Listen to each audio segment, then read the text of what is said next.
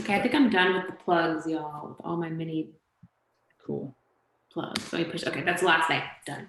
Promise. Michael, you're the co-host again, so you got the muting powers. And it's probably live. It always goes live sooner. So right now, sorry. What we've been talking about and what I'm talking about now is live. So I'm gonna start in a bit. Welcome everybody. Welcome back. We're glad to have you. I'm excited. Michael's excited. Everybody's excited. We have returned home to the Bay. Even though I'm still in LA and everybody's still at home, we are also in the Bay. We are everywhere else. It's amazing. This week is our Bay Area homecoming. We have 3 events and they're all squished together because we were going to be there in person, and the world changed, as we all know, but we're rolling with it. We're excited, we're happy, we're flexible, we're positive, I think is the main thing. The Bay Area for Nervous Ghost Press is extremely important because that's where Nervous Ghost Press was born. Without Nervous Ghost Press, without the Bay Area, Nervous Ghost Press would not exist. I would have never met Michael. I would have never met Chad, or much of the artist community that I do know was fostered and created from the Bay Area. And it's a community that has grown with me, has followed me. Main thing. I have followed them. Bay Area for Nervous Ghost Press is extremely important because that's where Nervous Ghost Press was born. This is strange. Without Nervous Ghost Press, without the Bay Area, Nervous Ghost Press would not exist.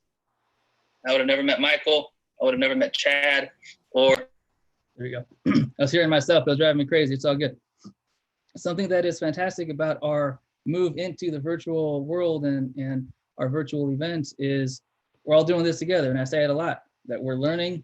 And when things happen, it's fine. We're going to figure it out and we're going to work toward a solution together. And so today we find ourselves in Berkeley, California, hosted by Triple Rock Brewing Co. And unfortunately, we can't share beers together, but we can still share a way together. And so I'm excited. We have great local authors, poets, writers, essayists, everything else. Moving forward, we have dancers, musicians, and other guests that will be here. And I hope you all tune in. I hope you all watch us. I hope you participate. And if you need to, email us, ghosts@nervousghostpress.com. It's my email goes to my phone, so I always see it. If I don't answer, sorry, I'm just kidding. I always answer. Stay connected. Instagram, Twitter, Facebook, YouTube, and of course, nervousghostpress.com. There's a theme today, and this is something that we haven't done yet, but it's new and it's exciting. I think it's something that can be positive or exciting moving forward, is having a theme for each event. And this theme and for the next 3 themes are about identity and location. And something that I thought about while preparing for tonight's event is how important the ground is, how important it is where we walk and where we plant our feet and our roots, and also that we can carry our land to other lands. And so I'm from LA, of course. I went to the Bay Area and I brought my hometown with me. And when I moved back home, I brought the Bay Area with me. And those who I've met, Michael is no longer in the Bay, and we're still connected. There's this bridge between us because of that land and that sense of community and that sense of togetherness that is proven and illustrated in these events, that we can reach out and have people join us who come from different areas and different experiences, who have different beliefs, and yet we're all together. We're all squished together on our computer screens and inside of this beautiful, beautiful book that you can purchase at, of course, www.nervousghostpress.com. And before I pass it along to Michael, I just want to share, I think maybe just a few notes about the Bay and what it means to me personally. is that, you know, the Bay Area, when I went to grad school, is where I matured as an artist, is where I matured as, I think, an adult, even emotionally, and being able to communicate with people in a way that I couldn't before, that was scary or made you vulnerable. And I had a community of those who didn't care. And they didn't care in a way that meant they cared, because if I was embarrassed about it, Matthew, who cares? Share with us. And we're here and we're in this together. And I spoke with the professor of mine, and he said, Matthew, who is your community? And I'm like, my house, you know, my friends from high school, everybody. He's like, no, your community. And it's the same word, but it has such different meanings. And I think that is the whole point, and why this week is so important, not only to Nervous Ghost Press, but to me, to Michael, to Ghost Chad, who's also a ghost again, because he's working. And so we're sending him positive vibes. We're sending him, you know, our well wishes always. And so just to say a few more words, I'm going to pass it off to Michael, and then he'll get us started. So, Michael. Good evening, everybody viewing, and those of you who are contributing tonight. I am Michael Nicholson. I'm the managing editor at Nervous Ghost Press. I have had a great opportunity, and I've had fun with it so far. Matthew asked me to come along when we first started this about a year and a half ago, and it's been a great experience. Of course, we met at Mills College. I am a Bay Area native. I actually was born in Guatemala, and then I was adopted, and I lived in the East Bay for my first 10 years of life. And then I came back to Oakland in grad school. That's where I met Matthew and Chad, and we started this whole thing. We had all of our ideas flowing by then. Just like what Matthew said, the Bay and my experience at Mills was very formative. I produced some of my best writing. It's where I had my first writing binge, where you are just stuck writing for about a whole week. You don't see daylight, you see night most of the time. You don't know if you've showered, you don't know if you've eaten. That was where I had my first writing binge. That's when I kind of made it official, and I was like, hey, this is my lifestyle.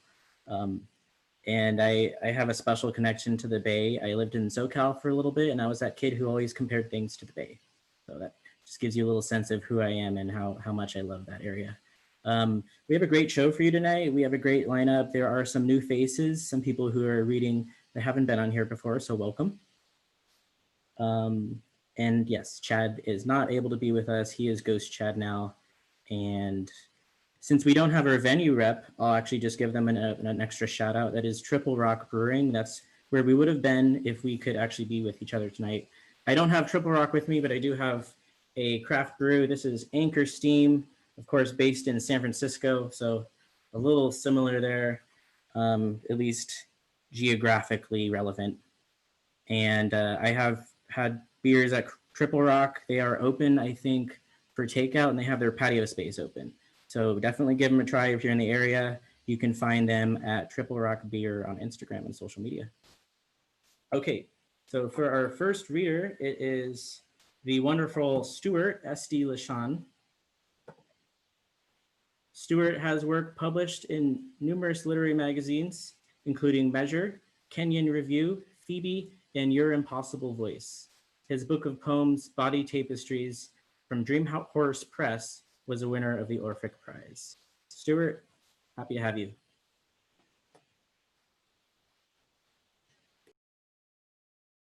And if you can check them out on YouTube, their previous readings have been wonderful. Chad, Michael, you've done a great job. Ghost Chad's done a great job too. So thank you for doing this. It's a wonderful book. My poem is maybe the shortest piece in the work. It's like a little, it's very few. It's like a sentence, 9 words. I wrote it in the throes of the Me Too movement and the 2017 or so, and the Harvey Weinstein stuff. It's very short, and I'll read a couple of other poems. After he'd finished, this is called Ripped from the Headlines. After he'd finished, I felt smaller than a bruise. You're talking about community, Matthew, and I mean, I think the community of the writers in this book is a powerful community. So I thought I'd read a couple of poems from here, from writers that I haven't heard yet, or maybe I missed them. I was thinking, you said, writing, when you sent out the call for this, you're asking for, writing that your life depended on. I was thinking of that scene in that Johnny Cash biopic, Walk the Line, I think, when, they're in his banner in that recording studio the first time and doing trying out, and they're flubbing, and then the producer, I think Colonel Parker, says, what would you sing think about the song you'd sing if you're about, the last song you could sing if you're about to die, and then he sings Folsom City Blues. And I think this poem is sort of like that, the poem you'd read if you knew you were about to die. Ode to My Meds by Nicholas Weaver. I met pills for the first time over the internet. The best thing about pills is how silent they can be going down. I never considered myself the type of person who would go for someone like pills. I always said pills weren't for me, but many people recommended pills to me over the years. Once I said something out loud that you should never say to your parents, and afterward my mother said, I think you should consider pills. Once a friend of mine said they were thinking about trying pills, what effect they had been having on me, and I said I didn't know anything about pills. First time I took a pill, I felt smiley and joyous for about 5 hours and thought it would be that easy forever till I remembered all the things I'd heard about pills, the reputation preceding them. The pills that I'm currently with are circular and white and look orange through their plastic cylinder, which conveniently tells you all the relevant information you need to know about pills up front, and with no gaslighting or fucked up macho head games. The first time I broke up with pills, I felt energetic and optimistic, and then I couldn't leave my bed for a week. Once after the second time I stopped seeing pills, I went to a stranger's house and slept with two men who introduced me to crystal meth and stayed awake for over 72 hours.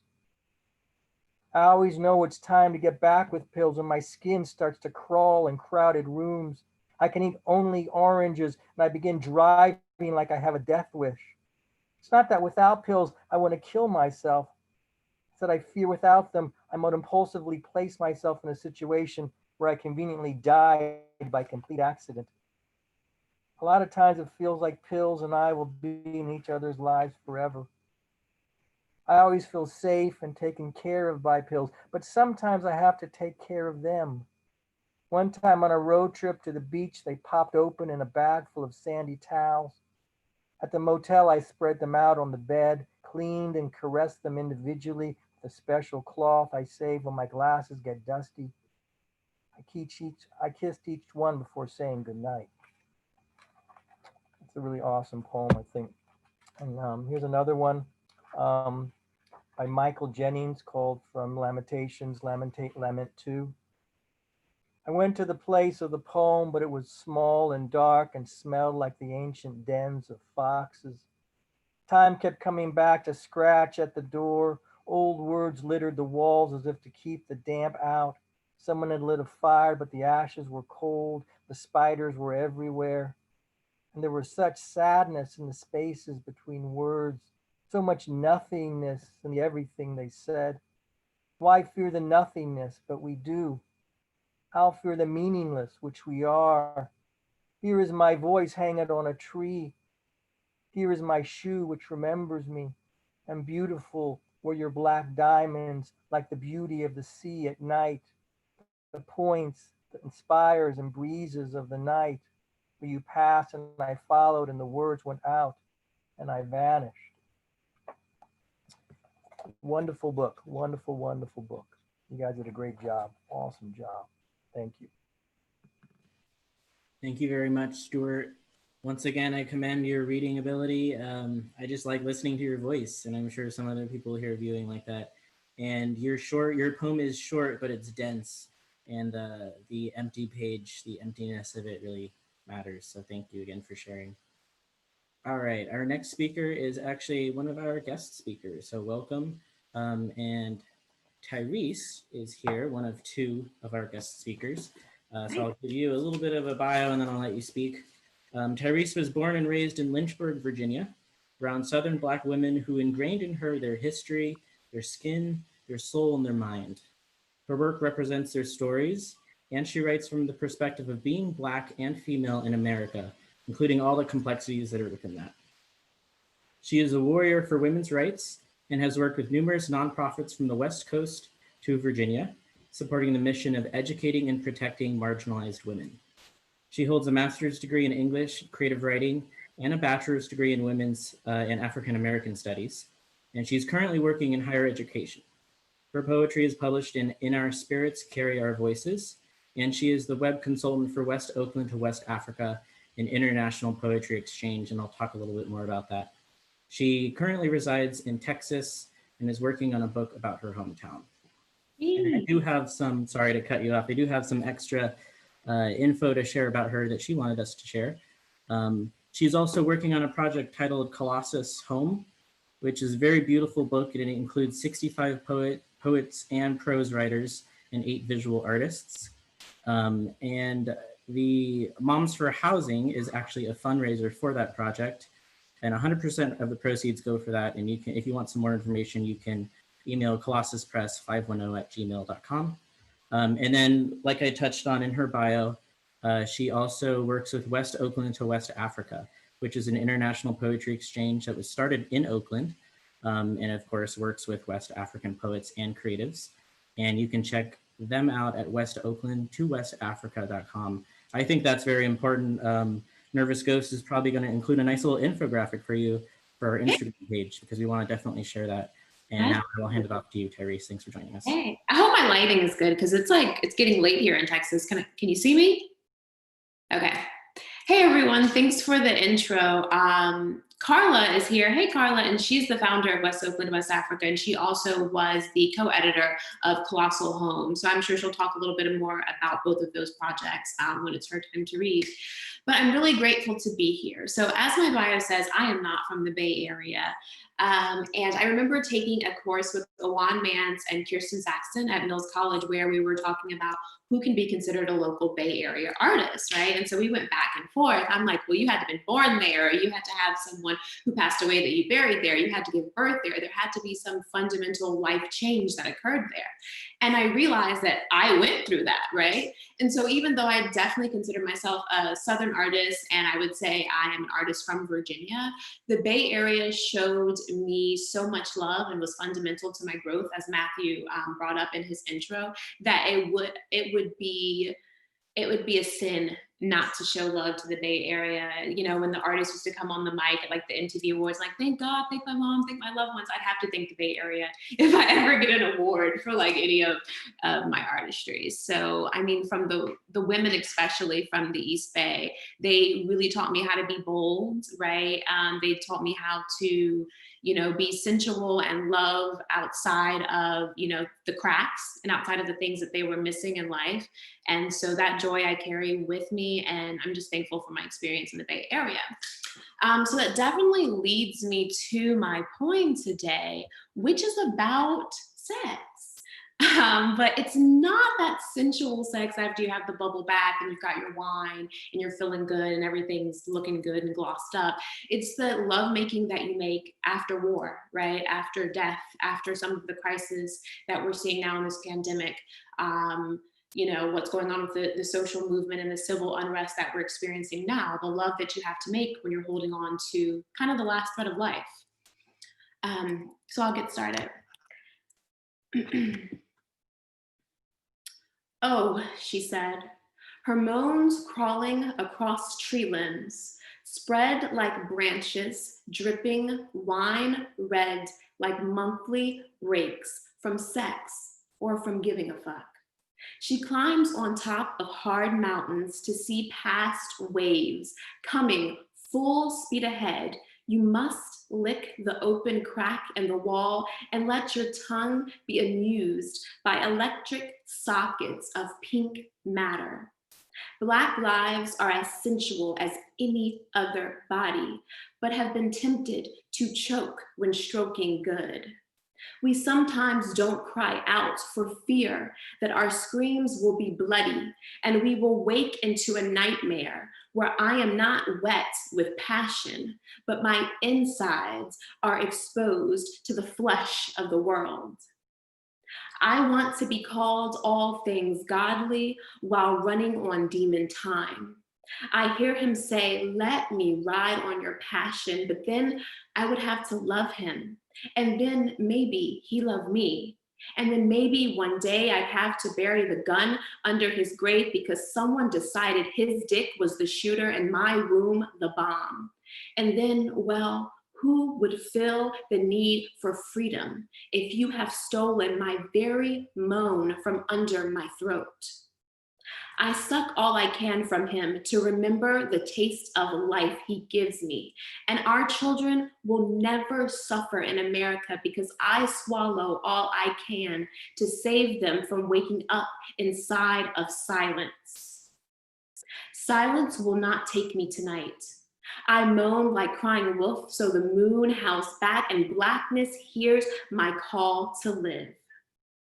I matter to him, and in that I am seen and need no white gaze to remind me of my natural desires to be more than ass or skin or teeth or nails scratching for release. I am cheek to cheek with him and soul to soul with generations of bodies grinding and fussing over edges of sweat that pour from their foreheads. I am tasting their salt and ashe, Allah willing. Mami Wata will part my sea and I will be God in the morning and he will be with me when day breaks. Thank you.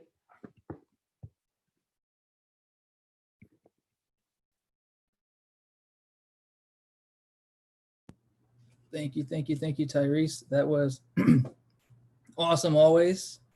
I always enjoy reading or hearing you and reading your work, and I think it's pretty cool that you're here with us and that you had some time and that even though, you know, we're separated, we're still all together. And I don't know why I'm going to say it every single time and people are going to get mad at me, but if that's what you get mad at me for, everybody, for saying community and togetherness, hey, I'm cool with that. And I want to share a little bit, first of all, about silence and how important silence is. And, you know, as writers, I think sometimes we're so worried about what we're saying and what we're putting out there and what we're painting and music and what moves we're making that sometimes we're not thinking about the importance of the moves we're not making or the words we're not saying. And it reminds me of Ajax and Achilles, and I think the Iliad, where he didn't say anything. He just kind of looked at him and walked away.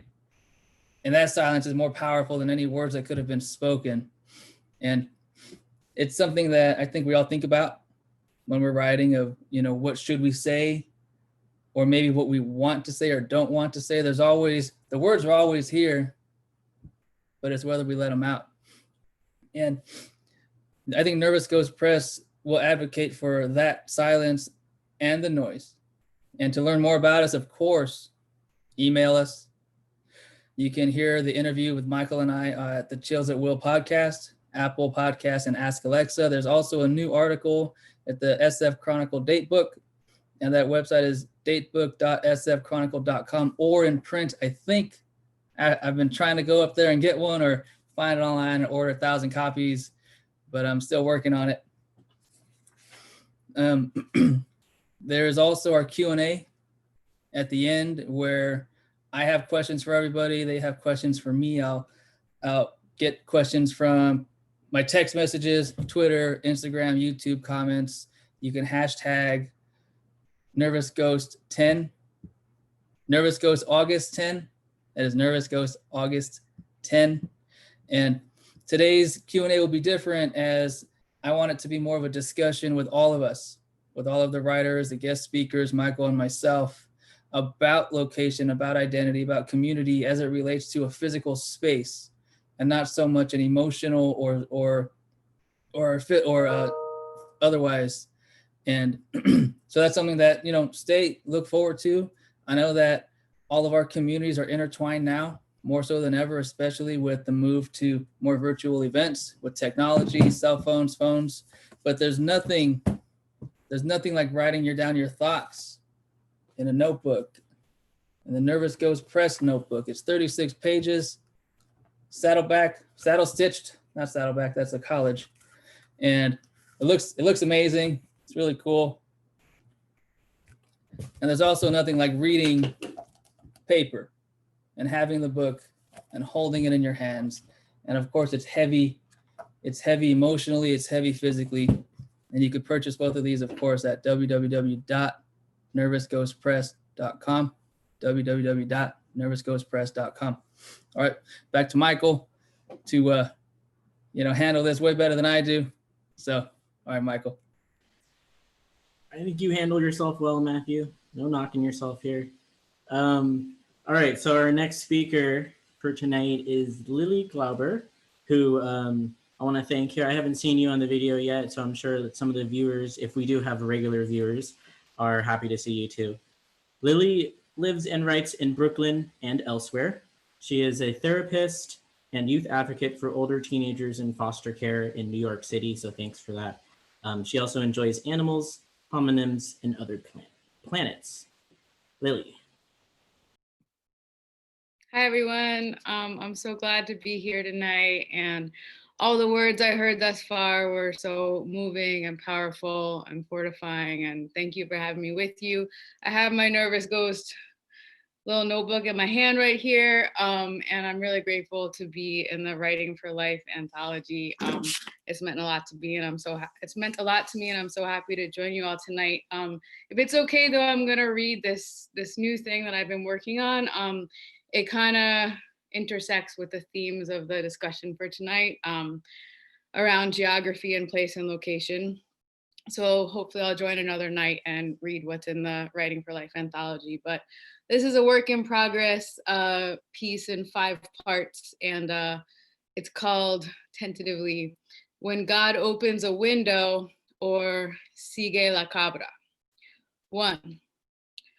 Riding down Fifth Avenue in Brooklyn and imagining the possible lives, now everything comes in stray lines and then leaves. Fabiola, for example, in southern Spain, quoting Chavela singing Las Simples Cosas, opening a window, turning to face the sea. We always return to the places where we once loved life. I dream eels in a lake again, their eyes staring up from the deep. The stories I am now too old to write, the sun changing the lake's surface, the gray greenness, the blue. A family returning to a dock every summer, the dock real or imagined, its gold wood, its secrets. On Shabbat, I go to synagogue alone and I pray for coherence, for discernment, to know what from what, for anything to form, for something.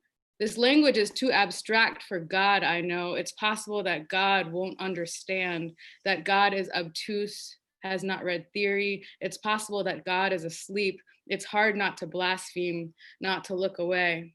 Still, sometimes I also pray for will and for my mother's nearness and for courage. And I say the names of everyone I can think of. Imagine a life in small deeds. Imagine the insides of capillaries, of trees, of breathing. A friend of a friend told me that trees are made of air, and I believed him. He proved the science so beautifully with his words, though I can't remember any of them now, but it was New Year's, a good night to believe anything. Someone made a fire out of invasive bramble, and we wrote our wishes on paper and watched them burn. 2. Down Fifth Avenue, I pedal hard, weave between cars, look longingly at green lights, speed through them, turn my head toward the cemetery on the left, consider epitaphs, consider the consideration of epitaphs. Henry Berg, for example, founder of the ASPCA in 1870, buried in Greenwood Cemetery, his epitaph authored by Longfellow, a friend to all beasts. My mother, buried in the small Jewish cemetery in West Pittston, her epitaph chosen by me, authored by Psalm 90, teach us to count our days that we may acquire a heart of wisdom. I hear music while I ride and it helps. I power up the hill listening to Drake, working on the weekend like usual, and then Unchained Melody, I'll be coming home, each block an epitaph. I count them 47, 63rd, 84th. I slow down at 86, lock my bike outside the Burger King in Bay Ridge, go inside and order 2 double Whoppers with everything on them, a Sprite, extra ketchup, and some barbecue sauce. The plan is to bring Z some food. Z is someone I used to work with professionally years ago when he was in foster care, and now I just know him. I care about him and I check on him when I can. He lives alone, is 24, goes through a lot, no family in proximity, geographically or otherwise. He wrote me, "Hey, I got stabbed up. Will you come visit me at my apartment?" "Sure," I said. "I hope you're okay. I'll bring you something to eat." And he sent a blue heart back and the drop pin of the Burger King closest to him. So I followed it 7 miles down the road from my house. With his order in a bag on my handlebars, I biked to him, wobbling a little under the weight of the Whoppers, dizzied by the sky, its blue reminding me of a sky I used to know in LA when I lived there for a summer with my mom and my brother right after she first got sick, and we spent hours staring into the valley, tracking the low swooping birds of prey, the jacaranda in the distance. "How should I live, Mom?" I asked. "You already know how to live." 3. In one version of the future, Fabiola opens the window right after she says there is no future. In another version, she opens it right before. I imagine moving with her to the desert, living our life with our few words, our endless books, the mountains in the morning. She picks desert flora for the living room, hands me tiny snails and shells. In the afternoon, we jump the waves until we grow old. She's old already, 18 years older than I am. I met her 18 years ago when she was my teacher, and so she still is. I ask her things and she tells me answers. "How does the water run out of the Alhambra?" "You know so much," I tell her in Spanish. "Yes, woman, I'm very old." One morning, while we walk the mountains, I ask if it is harder to have a child or a dog. She is in front of me, but she turns around to look at me, considers my face with the too much sun in it, its relative youth and its relative age, and she shrugs and keeps walking, but then turns back after a few seconds and says, "Es exactamente lo mismo." When her mother gets sick, she is 55 and her mother is 80. I am 38 and my mother is dead. She says, "If my mother is unwell, I cannot be well." "I know," I say, and we walk the mountains and look for the goats. We have a joke that we started years ago. We imagine getting lost on a mountain, and then we get lost on a mountain, point to a direction, ask each other if there is a road. Branches fall into our hair, and eventually we have to sit in the shade and share a beer or a plum before continuing in circles. I un camino, until finally we find a beautiful mountain goat and point to it excitedly. "Siga la cabra," one of us says, and then we do. 4. In another version of the future, the days are full of biking to bring people food. I draw maps or set out on a whim. I could start in New York, but go west, could move to New Mexico, to California, to Istanbul, to Jaffa, to Spain. I could stay there. I could find whatever is unfraught. I could marry a strategist. I could install a think tank in my basement or my attic. I could post an ad online for a husband. I could get a pillow called a husband. I could attach to it. I could study attachment types, disorganized, anxious, or insecure. I could get a PhD in orthodontistry. I could study the mouth.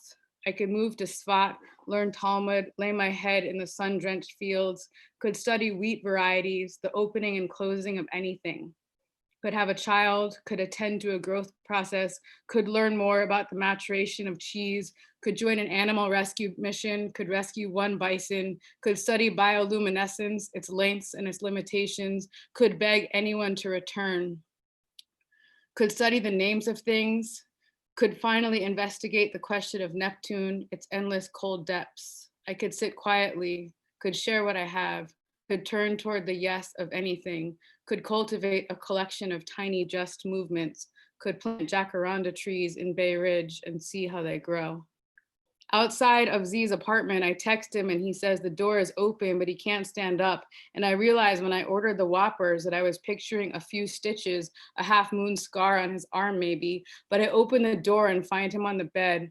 There is a chaos of objects, a broken curtain half covering his window, pots and pans and pieces of cardboard. He is very hurt. He can barely move. I sit on the floor by his bed and I hand him the food and a fresh bottle of water. He half smiles, and I know nothing will cohere ever, but maybe something else will happen. He tells me his Foley bag is full and he can't reach to empty it. It seems beyond my plan to bring him burgers, but there is nobody else coming and he can't reach it himself. So I cover him and I empty it into a pot. After he shows me the 20 staples in his abdomen, tells me the knife punctured his liver and the surgeon saved his life. And I think about the surgeon who saved his life, their mother, and I think about his mother and my own, and about the liver, what it sifts through, what it knows, how it saves us, how it lives. I don't ask him too many questions about what happened, but I sit with him a while and he talks about his goals after his wounds heal, and he eats some fries and offers me a few. Thanks, he says. This is nice. 5. It's almost over. The next day I drive to my uncle's house in Pennsylvania. If July is a mountain, we are in the lush green heart of it. I wake up early and see an hour that is unknown to me. First light of day is for the ghosts. There is dew on the tall grass and I remember it, miss it, walk through it. My uncle says he had a dream about my mother and they were laughing. I never dream about her, I tell him, but as soon as I say it, I know it's not true. You will, he says. It may just take more time. That's something to look forward to, I say. He laughs and I listen for my mom. In another version of the future, we spend our days praying, by which I mean remembering, by which I mean keeping, by which I mean offering up. Thanks. Thank you, Lily. It's really refreshing to hear a new voice. I always like hearing people I haven't heard before, and you're featured in here and I've read your poem, but thanks for sharing this, honestly. It sounds like you're pretty comfortable in your voice, so keep at it. I do want to make a comment on it. One thing that I wrote down, you have a quote, "We always return to the places where we once loved life." And I think that's very relevant for today's episode. The theme of it is location and region. Writing from that, there's a spot in the Bay Area in Berkeley, actually. It's the Berkeley Marina. And it's one of those places where I've been to it so many times. I've had so many, mixed emotions about that, but it's that one place that when I'm in the Bay visiting, I have to return there. And I have to see it. And I have to see that view of San Francisco, even though I'm on the other side of the Bay. I thought that it was important to touch on that. And then another quote I really loved, "Consider the consideration of epitaphs." It's a great quote. And just like all of us, how something is written down, you gravitate towards it for us writers. And I wanted to share Billy Wilder's epitaph. Billy Wilder is a filmmaker who is known for Sunset Boulevard. He was kind of the golden age of Hollywood. He directed, I think, from the 30s to probably the 60s, 70s. And he had his epitaph is, "I'm a writer, but then nobody's perfect." That's great. So thank you again. You can find Lily's poem as well as some of the other poetry in our book, Writing for Life. Great book, lots of great praise from it, and I'm happy to be a part of it.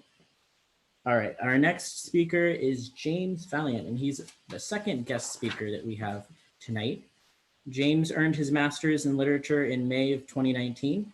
Most of his writing centers around his work as a crypt theorist, where he writes about subjects from the intersection of toxic masculinity and ableism, to the effects of being raised crippled in a hyper-masculine household, to the interaction of American evangelicalism with societal expectations of manhood. Born with cerebral palsy and raised in an extremely toxic environment, James uses his experience under patriarchy as a means of uncovering its mechanisms and working to subvert them. Though mostly an essayist, James finds great comfort and solidarity with the disabled community, as well as other marginalized peoples, through writing and reading activist poetry. James, we're so happy to have you tonight. If you don't mind sharing a little bit about yourself and your writing, and also what crypt theory means, because I'm sure there's some viewers who don't know that. Sure. Thank you, everybody. First thing I want to say is I'm deeply honored to be here right now among such wonderful authors. To be considered for this is just a huge, huge privilege for me, and I'm very honored to be here. Crip theory, for those of you who don't know, is a sort of sister theory to disability theory. I like to think of it as a little bit more fiery. It takes the term cripple and uses that as its way of fighting back against ableism and ways that people try to define people whose bodies work differently than others. So if you've ever heard disability theory, it's very similar to that, but we like to swear a lot more and yell. So as my bio mentioned, I'm an essayist. I do write poems, but I don't know if I would consider myself a poet. So I hope that my offerings tonight are worthy. The first one that I'm going to read is trigger warning. It involves sex abuse. It's a poem I wrote very recently when I realized that I had eclipsed some of the pain and trauma of my youth. And I felt like, even though it's new, I don't have any published poems, so I guess all of my poems are new. So it's called See Me Now. I'm okay now, you know. You did what you could to me. You did what you could and failed to break me. You scratched me, strangled me, sexed me before a child should be sexed. You warped me into a mirage on the horizon, dancing in the summer heat as you race down SoCal highways, wind in your thin hair. But you never raced anywhere, did you? Always deliberate, always on time. Looking down at me from your gilded prism, what you did, what you stole, what your wrinkled face concealed, what hate must have consumed you after doing what you did. I'm okay now, you know. I survived you. I survived your soft, warping hands, the perverted wood that you shaped me into. I survived you. The seed in your tooth, I survived you. As you desiccate above, do you chew your liver, watching me succeed? Your perverse recitation, the spell you cast, I broke it. I did it, Grandpa. You wove it, I tore it. Did you grind your teeth when you watched me tear through your paintings with a dull hatchet? This cat has fangs now, and claws, and a brain that you failed to crush, though you dashed my infant head against the rocks. How do you like that? I know your Bible better than you ever did. How does that make you feel, old man? Your holy book, a holy perforated picture of perfection, all pass. This crippled ass kid, the one who couldn't run away, cursed was he, the gimp arm, the sign of his perfidy. Who would care what happened to the one God forgot? Yet this crippled ass kid, the one who couldn't run away, he won. He beat you. You tacked him to the cross, but Christ, I pulled myself down while you boiled away inside. No tomb for me, no angels heralding my triumphant emergence into the light. Only the lowest of your estimation. Women, queers, cripples, beneath your notice. Should have read your own book, Gramps. To us was revealed the risen Christ, the truth depicted, not to you. Depart from me, Satan, for I never knew you. Such is your lot, as you rot, caught in the bitter honey of your own demise, while we cohere and patch the wounds your kind inflicted. I found my voice, Grandpa. You knew I would, didn't you? God, what I would pay to witness the terror run through your spine when you realized that day there was a who sitting in front of you, not a what, despite your best laid plans.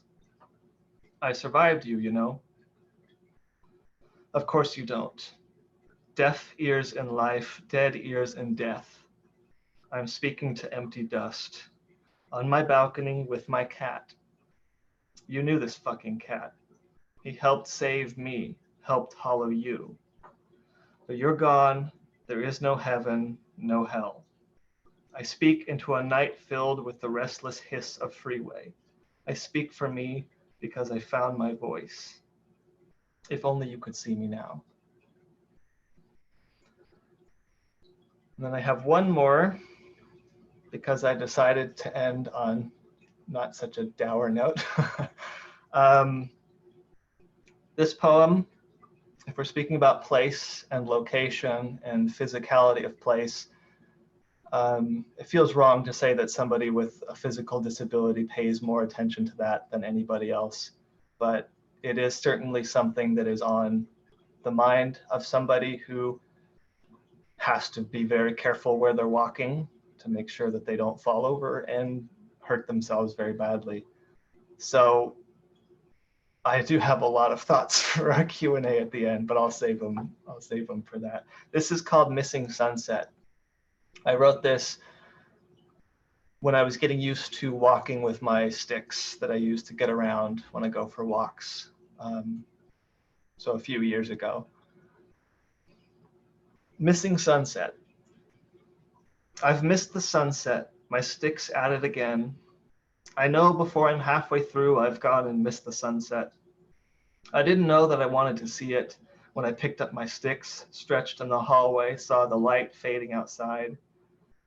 Didn't know till I'd made it to the end of my street, till I saw the pink, orange, blue of the sunsetting sky. One eye to the sky, one fixed to the dirt, I shuffle and hobble, rubber caps bouncing on pavement. I've missed the sunset. I knew that I would.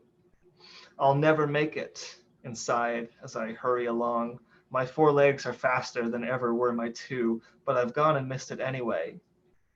I've chosen my path. The sky is afire through darkening leaves. Streaks of cloud burn like streamers in the chill autumn air. I can't see it. Can't see the sunset, but for glimpses like these, I can't pick up my pace. I can't. So I miss the sunset.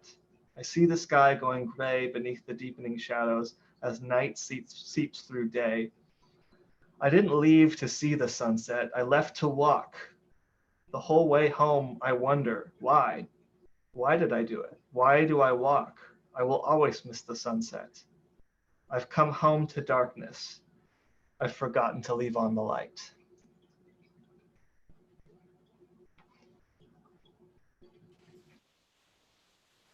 Very valiant words, James. Thank you for sharing. There's a lot of power in your poetry, and I think that's one of the reasons why we write, why poets turn to the written word, and their expression is a way of empowering themselves and turning something traumatic into something that they can gain from or work themselves through. And so, yeah, thank you for sharing that. I really enjoyed the repetition in that first poem. There's something that is very powerful about using the same statement or a flip on that same statement over and over again, as well as since it seemed like it was addressed to a specific person. But yeah, I know your work isn't featured in Writing for Life, but it continues the same theme. We are writers because we're survivors, and whether or not it's something as traumatic as another person goes through, all of us have something that we're working through or towards, and we use writing for that. Our last speaker is Carla Bremberg. Carla is somebody who is familiar to me. We actually attended Mills together, so it is a great honor to be back in your presence and to hear from you, Carla. Thank you for being here. She is a Bay Area poet, a native, an activist, and an educator with a passion for social justice, and she holds an MA in education from San Francisco State University and an MFA from Mills College. Born in Berkeley, California, Carla spent most of her childhood in Hawaii, where she developed a deep love of nature. She is the founder of West Oakland to West Africa Poetry Exchange, which is what we talked about at the beginning of this video. And she's facilitated cross-cultural exchange between Oakland and West African poets. She's currently editing a collection called Our Spirits Carry Our Voices, to be published by Pacific Raven Press in the fall, actually in this year. And she's a board member of the Before Columbus Foundation. Her poetry book, Swallowing Watermelons, was published by Ishmael Reed Press in 2006. Her poetry, short stories, and essays have been widely anthologized and can be found in Hip Mama Literary Kitchen, Lotus Press, Bamboo Ridge Press, Vibe, and Conch Literary Magazine, as well as Writing for Life. Carla, thank you for being here.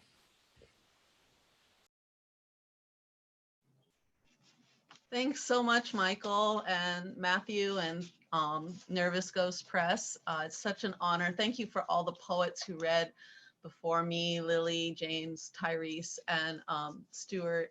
It's just been so wonderful to be part of this writing for life. And the theme of place, actually, my place right now is quarantine. And my place has been shelter in place. And so I'm kind of on that theme a little bit. Being in quarantine, sheltering in place, especially in this time, has really caused me to think a lot about my identity as a Black woman, but also as a daughter and a mother. And it's sort of been amplified by this distance. Although I am grateful for the ability to connect over the internet. I wanted to just restate that line of Lily's, if my mother is unwell, I cannot be well.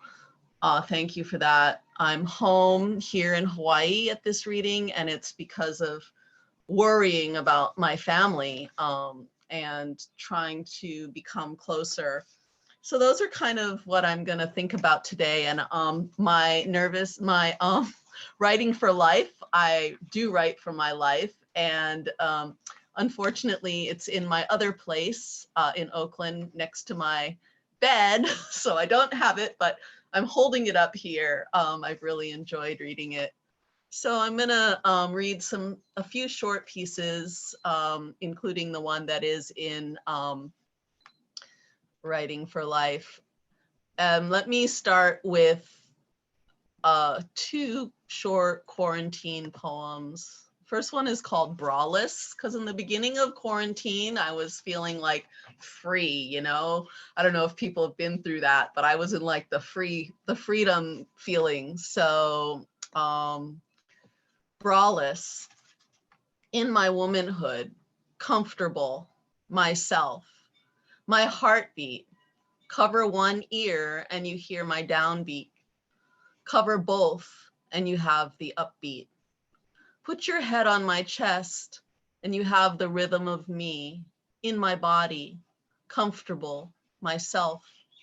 No ancient patriarchal barriers to impose, my womanhood exposed, nurturer, friend, open, one less barrier between the world, unchained, unrestricted, compelled to respond to expectations, braless, me, a flawed woman, a person without a fix or a scaffold, harder to navigate, braless. And then I have this one called Shelter in Place, 2020. And I wrote this, it's kind of a love poem, just thinking about the people I was missing. My viral sustenance is you, flash of rainbow, saltine cracker, a hummingbird lands on hot jacaranda branch. I write of hope and spiral downwards. What does my zodiac tell me about when this will end or if I will ever see you again, my sunflower? Under crackling pressure, my heart wobbles. Call it not agony, this absence of you. Let's not pretend there is no storm of tears we subdue by beating them inwards. Let's instead preserve our love and press madly on to a blind future together. So when I submitted my work to Writing for Life, I had been thinking a lot about also being a woman, because I tend to think about that a lot. And the poem I'm going to share, there were 2 of them. The poem I'm going to share is about Melania Trump, and it's called Reflecting on Conversations About the First Lady's Body. No one has asked if she had an abortion. How much do you want to bet the answer is yes? No one has asked for her birth certificate. No need. It's so obvious. Swallowing comes easy to her. Pride, insults, and bodily fluids, spit, tears, and saliva. She knows that anyone who looks at her sees straight through her clothing. She is always naked. I know. I looked at the photos online, and now she is always naked to me too. I have kind of a weird relationship with that poem because there's a part of me that really feels like as women, we are all sort of subjected to this violence to our bodies. But as a Black woman, I feel other things. And then obviously as who she is, that causes other emotions. So that was just a short reflection I had about our concepts. I'm going to end with one last poem about, well, it'll be clear. It's called Take Her Down. And it's also on the theme of women in this place of quarantine and Black Lives Matter, and unfortunately, having the president that happens to be in power at the moment. It's called Take Her Down. Break her arm, touch her breast, encircle her neck, take her down. Put your foot behind hers, take your knee behind hers. It fits nicely there. Gently push, she will lose balance. Hold her head to the floor. She cries out, release the pressure a bit. After she goes down, put your knee on her back, but not with all your weight so you don't crush her spine. You need 2 to 3 people for a takedown. You have to work together. If your partner does not have your back, it can quickly become a dangerous situation. Report to your higher ups when you get back to the office. Come up from behind her and put your arm through hers. It's like a dance move. Arms and legs move in coordination. Each officer takes one side, one arm and one knee. That way you can ease her gently to the ground and no one's back gets injured and it's easier to cuff her. If she struggles, release the tension, not the grip. But what happens if her clothes come off? Generally speaking, you must proceed as if this person is a danger to herself and you. At this point, clothing does not matter. And if she cries out, again, women are very manipulative, will say anything to gain your trust, but you cannot trust them. They have already done something to get them in this situation as it is. And now that they are in trouble, they suddenly want your help. No, all cries for help are false and should be ignored. Thank you. Thank you very much, Carla. It is very refreshing to hear you read after, 2 or 3 years of not hearing you. So thanks for sharing that. And your writing is very powerful and empowering too. And I'm happy that you included the subjects that you do talk about. I remember reading the poem about Melania Trump during the selection process. And that was very poignant, very prominent. And then, considering my own reaction to that also, and then considering everything else that goes along with that and what you touched on. So thank you. So Carla, you were our last reader tonight, but we are going to open it up for questions. We have our Q&A right now. And I actually want to pose a question to everybody who's been speaking tonight. And of course, it relates to location, geographic location, and physical setting. I want to know from you what role physical setting plays in your own writing. And it can be the actual physical process of writing, it can be drafting, it can be thinking about what to write about.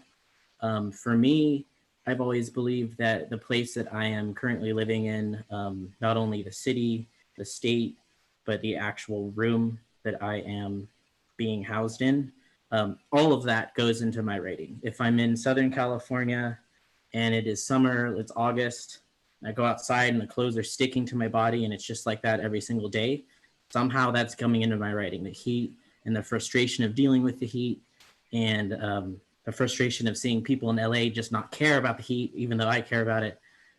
All of that is playing a role somehow, whether subconsciously, it's coming into my writing somehow. So I want to know from you guys, it could be something like geographic location, or it can just be your room, your physical setting, your writing space. How does that play a role?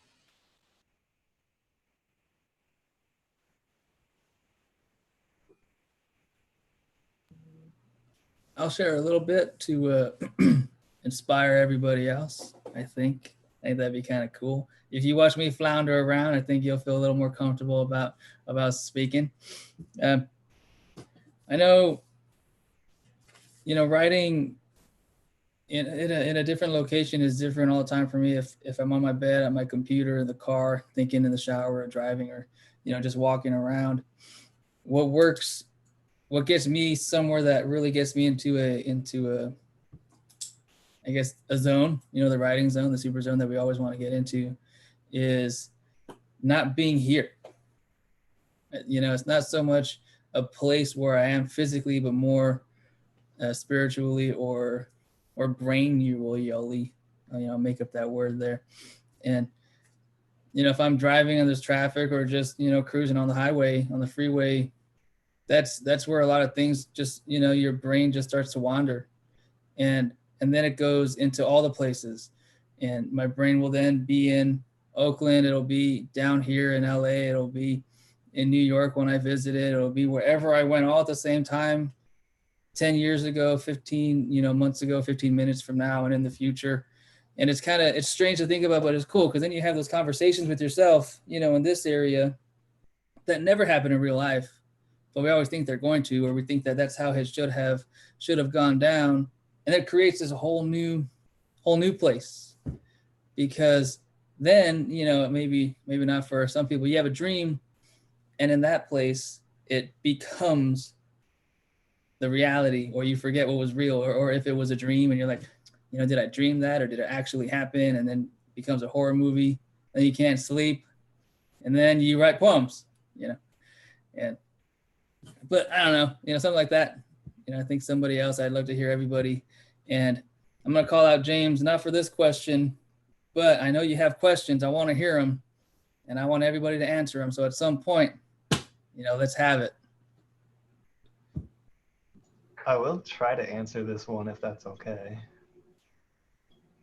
Okay, well, for me, I almost feel like my poems, because I write for life, I write at 1 a.m. in my bed when I've pulled my laptop out from under my bed, because I feel like I'm gonna die if I don't do it, if I don't put it to words, what I'm feeling inside. So my poems feel to me like a physical place, and not necessarily a good place. And one of the things that I found so interesting about, I moved to Oakland from Pleasant Hill, which is East Bay, but now I feel much more like I'm in the Bay. And that first poem I read, ending it with hearing the hiss of freeway, that is different. It's not me at 1 a.m. in bed, afraid that if I don't write this, I'm going to kill myself.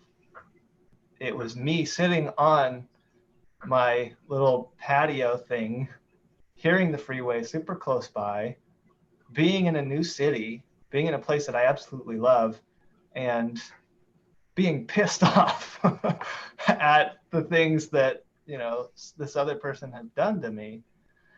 So my old poems feel like a physical place. My new poems, I feel like I can actually start answering this question, which is weird. I don't know if that means anything, but Yeah, I think so. First let me say, this is like the 4th reading that I participated in these Nervous Ghost Press readings, and I think this is the most. And I've also been checked out the YouTube readings as well for a couple of other ones. This is the most powerful reading I've participated in. There's been great readers before. I think consistently this is the most powerful, and every poet was writing authentic, deep, grounded, real work. And that word grounded, as in true, as in authentic, as in honest, has the word, of course, ground in it. And we're talking about what place, and I think each of these poems is placed firmly in the self, but they rise out of this very true kind of place. And I think that's, no matter where we are geographically. I mean, I traveled a lot. I grew up in LA and went to school in Portland and hang out in the Bay Area a little bit. Now I live in Ohio. It doesn't matter. It's the place that's a true and authentic, it's grounded. Michael, you do screenplays, so you're thinking in terms of scenes. So as you write scenes, I write novels, think in terms of place and imagining characters in a place. But I think what makes our writing work is that if it's grounded. So I stay on the ground. That's my goal. Yeah, I like that word, grounded. For me, I've always used the word planted, and there are some similarities and some differences. But kind of like what James said too about the page being a physical place also. For some reason, I know you can't be on a page, but just inhabiting that space as a writer, coming to an empty page or a page that's full with words, it's very easy to get lost in that. And writing for us, we can go on so many different tangents, and it can become like a therapy session, and you might write 2 whole pages of that and only take 1 sentence of it. But actually being able to inhabit yourself and inhabit your own writing, I think, is more important. All this talk about physical setting, well, it comes down to what you can do on the page and how the words and the creativity can flow through you. And I think that's good that you use that word grounded instead of being lost somewhere and your writing becomes out very twisted and lost. Also, all of the writing that was here tonight, yeah, that was authentic, that was real, that was powerful.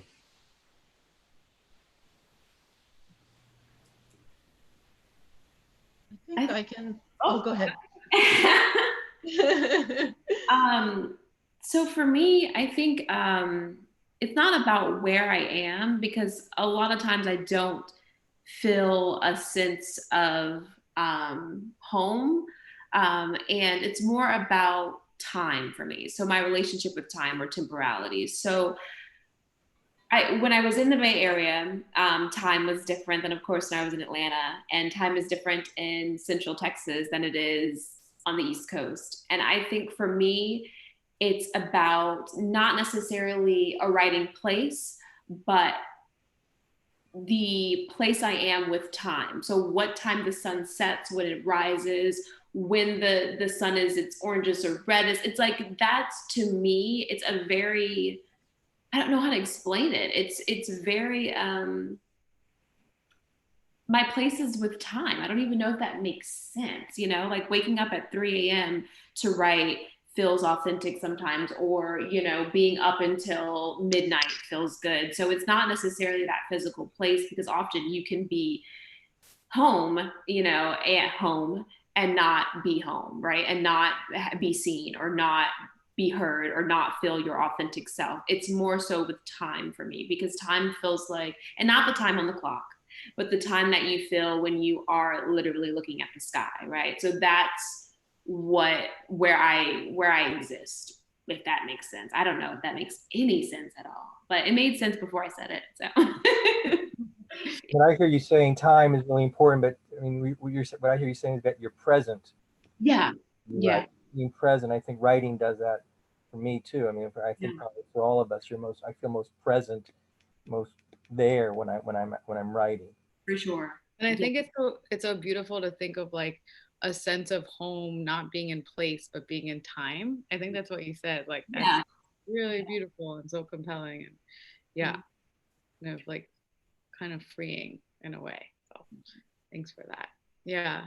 I think that the theme of this reading and just like thinking about place, I don't know, it's so evocative. Like it's like places memory, like places choice, places like is I mean, the next question is like, where is home? What feels like home to you? Like, where have you found home in your life, even if it's not your home? Like, what kind of privilege is it to have a home, to move between homes? And so all of that is just like such rich material all the time. I feel like whenever I meet someone, if I'm interested in them at all, I'm like, tell me the places in the world that feel like home to you. Like, and it's so strange because sometimes, I don't know if anyone's had this experience, but sometimes I'll just like end up in a place that like I don't know of at all. Like I've never been there before. I don't know anyone there. And I'll be like, oh, this is so weird. Like I need to stay here. Like I need to be here for a minute. And of course the opposite is true when you're like, oh no, I have to get out of here. Like in places that you don't even know anything about. So I think that's very interesting.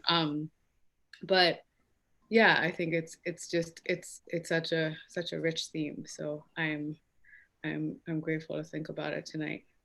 For me, I'm always, I don't know, I kind of, a lot of things are in between in general. Like there's just a lot of in betweenness all the time. And so I think I like to write between places, like on like when there was more traveling between places, like airplanes, trains, like, or just like, you know, thinking between, like walking between places, biking between places, not really like writing while I'm biking, but just like kind of generating maybe between places. So sometimes. Awesome. So I have before we continue, I have a question, and it's specifically for Tyrese from somebody that wrote on YouTube, but I'm going to open it up to everybody because I want to hear. I like hearing all your voices, and I think it's nice to see all of our perspectives together. And so the specific question to Tyrese was, what inspired you to write a poem about sex and the topic? And to everybody else is when we have a poem that has a specific topic instead of a broad theme or many different things that we hit, what inspires you to choose this specific thing and then dive into it and rip it open and, you know, perform surgery and whatever else just to really get in there? And so Tyrese first, unless you want to defer to somebody else, and then come back to you, or, you know, and then, yeah. I think I'll catch it. So when you reminded me of the Bay Area, of course, the first thing that came to mind was not sex, but what came to mind is about receiving and allowing people to give to you. And I think in the Bay Area, the beauty of it is you see a lot of struggle, but you see a lot of love, right? And so love to me can be intimate. It could be sex, it could be sensual, it could be braiding someone's hair, it could be sharing a meal. But I remember that within the struggle, there were so many beautiful women that inspired me to dig deep in my sensuality, whatever that felt like. And I am in a partnership with a wonderful partner. And so right now that space is very sexual in a sense, but it doesn't have to be, you know? And so, yes, it was a poem about sex. It was just about connecting and receiving. And what makes you dive deeper is when you uncover how your situation is connected to another situation. So thus I'm connecting back to what Oakland gave to me, right? And how that then is interpreted and reflected in my current state as a partner in a relationship. So I think that's what makes you dive deeper, is when you make a connection with someone else and you make that connection personal to you. And so you can really dissect yourself within the larger context. So thanks for the question. Great answer. All right, somebody else. Let's keep this going. Open up our dialogue. It's exciting. I think I'll add to that a little bit. I think actually for me, I'm inspired by place when I'm writing a poem. I started writing in Oakland, and a lot of the activism there is what helped me to find my voice. I think I might have even written some poems at Triple Rock at one point back in the day. But I also feel like the digging deep is really the key part of the question. And I think it's all about making connections for me, whatever the connection is going to be. So connection between places or between people or like between movements, or I feel like poetry allows us to give voice to those things that often pull us apart. And sometimes you have to go deep into what is pulling us apart, but sometimes through going deep into that, it can create bridges. And that's really where I stand as an artist.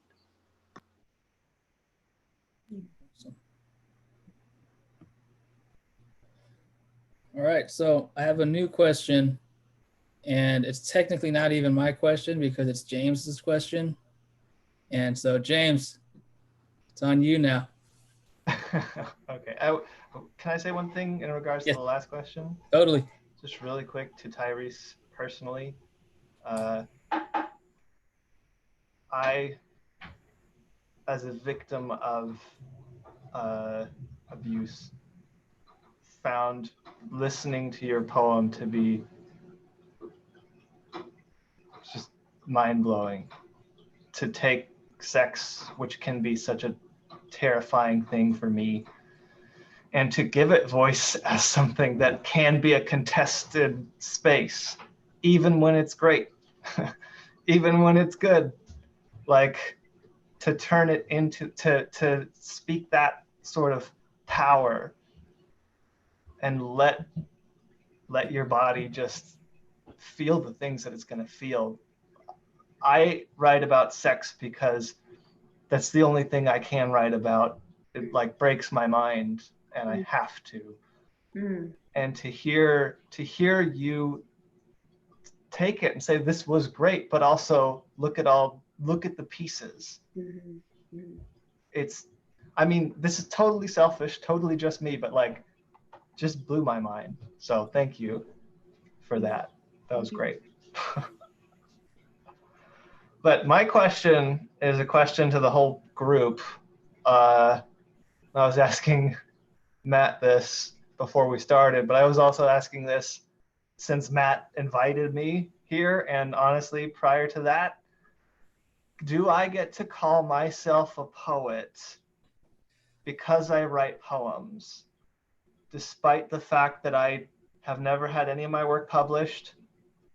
I don't know if I ever will have any of my work published. I don't have a particular drive to do that.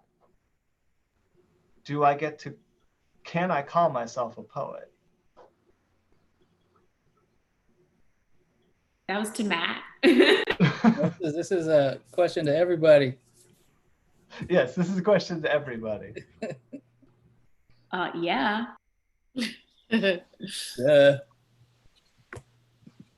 Yeah. You're engaging in your poem. You're engaging language honestly and truthfully. Sure. Yeah. I thought that was a wonderful poem. And I mean, talking about sex. I mean, all the poems that everyone read a poem that was somehow centered around the body tonight in one way or another. And that's another space. That's another place. Yeah. I think you're terrific. I mean, it's. I think everyone read. I thank everyone for reading tonight. You did a great job. And James, what you kind of bring is this kind of intellectual fire to this kind of interrogation of your experiences, and you use language quite well, I think. And poets are people who just like to, the music, just like the sound of words and the play with words, I think, right? I mean, Auden said, give me two people, one says I have something I want to say, and the other says I just like playing with language. I figure out what I'm going to say just in the playing of it. I can tell that person's going to be a poet. And so I felt that in your piece as well.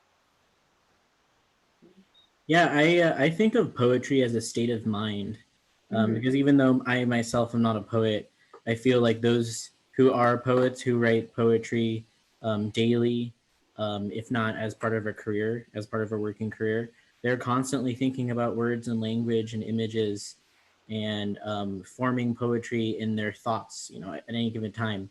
which isn't the same for visual writers. You know, we might think of a scene or a piece of dialogue, but we're not creating, you know, lines of verse in our head. And I think, you know, forgetting poetry as a literary term, forgetting any sort of reputation that comes with the word poet is important, because poetry is just self-expression, and it's who you want to be and how you use language. I think that matters the most. Rather, you know, not publications, not, you know, the reputation of being a poet with published work. It's just a state of mind and how you carry yourself and write. Exactly. State of mind, like tat it on my neck or something. I don't know.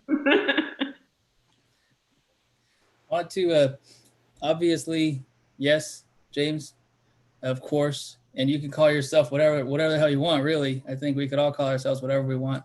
And it reminds me, you know, like, so what? I'm a poet, I'm an artist, I'm a musician, I'm this, and just say it. And something that I've learned recently, I think, and why the Bay Area is so important to me is that, you know, when I dropped out of architecture to pursue writing, going to the Bay Area was really the thing that solidified, okay, maybe I made the right choice. And that's when it became real to me, okay, I'm a writer, or I'm a this or whatever. And so I think, you know, if you tell yourself, this is what I am, then you can't let no one else tell you you're not, because you did it. And is your poem a poem? Well, yeah, because it exists. And you wrote it, and it's a poem, and there it is. And, you know, no one can take it away. I certainly can't take it away. You know, I could take the paper away, but then it's just a piece of paper. You know, the words are here, and they're infinite, and they're forever.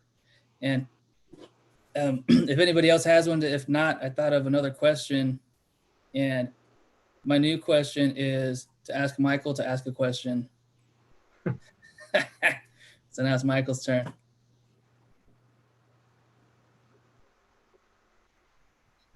Oh, hold on there. Your question is to ask me to ask a question? Yeah, it's your turn to ask a question. So I'm on the grill right now. Yes, sir. All right, thinking of a question. I actually have, it was something that Tyrese has been talking about, sensuality. And, you know, for anybody viewing, a sensual experience doesn't have to be something that is, you know, inherently sexual. It's just something that's playing with your sensories. And I think writers are naturally sensual people, because we are responding to any sort of stimuli at any given chance, whether it's, you know, an interaction, or it is, you know, a physical image or a sound or a scent that we are seeing, smelling. And so my question for again, you guys, anybody who wants to answer, is dealing with dreams. And we've talked with dreams before, but how does, if like when you're in your dreamland, when you're sleeping and you're experiencing this crazy ass dream, usually the dreamer doesn't feel the same physical sensations that we would in our consciousness. But for some reason, there's this negative coldness about a dream, and about how we receive the stimuli that we're given when we're dreaming. How do you, and for a lot of people, we turn dreams into our own writing. How do you capture a feeling from a dream, if you've ever done this, and turn it into writing, and make it compelling enough that the dream itself kind of loses its own reality, and you make that dream essentially your own into writing? Like, how do you translate that and to translate the feeling from it, if that makes sense? A great question. I want to hear the answers. That's a really cool question. I'll start again. You know, the thing that, if I have a dream and I wake up and I'm freaking out, or it was scary, or it was weird, I'll find my phone and I'll just type it, you know, one eye open, and you just errors everywhere. But if I've noticed, if I don't write it down, if I don't type it, if I don't think about it over and over, then it goes away. And what's worse when it goes away is that sometimes the emotion is there, or if it was stressful or whatever, but the context is gone. So now all I do is, oh man, I woke up scared today and I have no idea why. And so it's, it helps me to write them down. And for those watching and those who will watch, and for all of you here too, have you ever seen your reflection in a dream before, in a nightmare? Because I did, and it sucks. I don't know why, and I don't want to Google it, because it freaks me out. But I think dreams are great because, a lot of times when I'm trying to write something that I don't want to write, or I don't want to give attention to or to acknowledge, my brain will, and I'll do it when I'm sleeping, and then I'll wake up and I have to do it because it's bugging me. And we're stronger, I think, sometimes in person than we are when we're asleep, because there's no monsters when I'm awake, but when I'm asleep, oh man, they find me, and I'm gonna find them, and that's what this is for. But I want to hear everybody else, and hopefully chime in, because the dreams are so awesome, and they're so scary, and they're powerful, and they're beautiful, and they're creepy too, but they're fun, and we turn them into careers, we turn them into relationships, and into art. So I want to add in quickly too. Another like influence, I guess, in asking this question is my mom used to work with disabled children a few years ago, and she had one child that she was working with who was blind, and he once mentioned that he had a very bad dream, but he's been blind his whole life. So when he's dreaming, he doesn't see images like we do. And I think for us, people who have their vision, our dreams are so image heavy. It's so visual. It's this crazy, anything going on. I can't say that I've ever had a dream in darkness or in blackness with just feeling, just pure sensual experience. It's always been image heavy. And so I think, considering that into the question too, into sensuality, is how do you capture that feeling of the dream without relying on image and having a list of all the images that you saw, but just based off of pure sensual touch, just any other stimuli that is non-visual.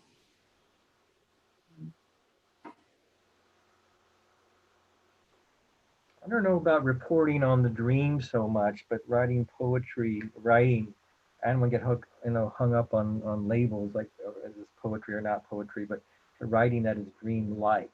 I thought Lily's piece felt to me very dream-like. It kind of went from her mother to the Burger King. I mean, it just had this movement to it, right? This kind of touch here, you touch there, and you kept moving, and it felt very, very dreamlike. It wasn't a logical progression so much, but it's sort of another sort of progression that was very moving and touching, I thought, so for me, it's like trying to write, and you could be academic and talk about the surrealists and the methods they use to get to that below, deeper reality sense, but mainly it's trying to be dreamlike, right? And that's the quality that I often try to shoot for in at least in my poems.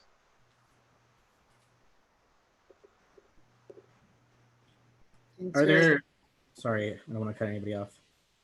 I was gonna say, thanks, Stuart. Yeah, thinking about kind of like dream, like the place of a dream also, and kind of like similar to what Teresa was saying about time and place, and also like dream time and dream place. And I don't know, I think I was working with someone once who said that he never saw any humans in his dreams, only like places, only geographies, and just like, I don't know, I kept looping on that for a while, like, wow, like how mysterious. But I guess mysterious is the word for the sensuality of dreams. And so often, I mean, so often I'll wake up and want to hold on to the dream. And I think like what's so fascinating is that feeling of like the dream receding back into the deep, like where it's like, I want to catch it so I could remember it, so I could like try to figure out how I'm supposed to live or interpret it or share it.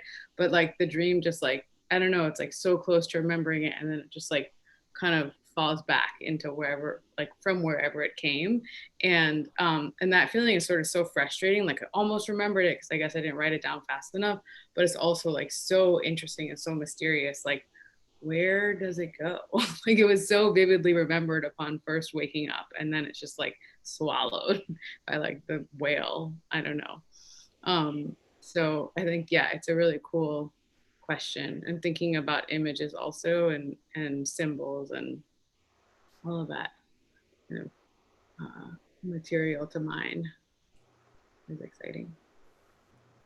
Definitely. I think, the idea of trying to remember it as it's going away is really telling, because that's what it feels like. Is you're trying to catch it, but it's already, it's a half a step so close, just a half a step ahead of you. Yeah. And that's that's a really nice way to put it. You're eaten by the whale. That was, you got to write that now. See, so these are Right virtual. for life too. Our gatherings here are, not just to share, but to discuss and inspire new work. That's giving back to the community, of course, always. But before I send us all home and stop our broadcast here, and then we'll hang out afterwards, just all of us. If anybody else has anything Bay Area wise, community based, or any responses to questions, share a little bit. And if not, I'll go through my normal closing stuff. But if anybody has something, I'd like to hear it. I just want to say that this reminds me why the Bay Area was so influential to my artistry. Like, being in this space reminded me how magnetic and electric the Bay Area is for artistry, for, social movements, everything. Like, it is just grounded in just creativity. So I really appreciate you putting this together.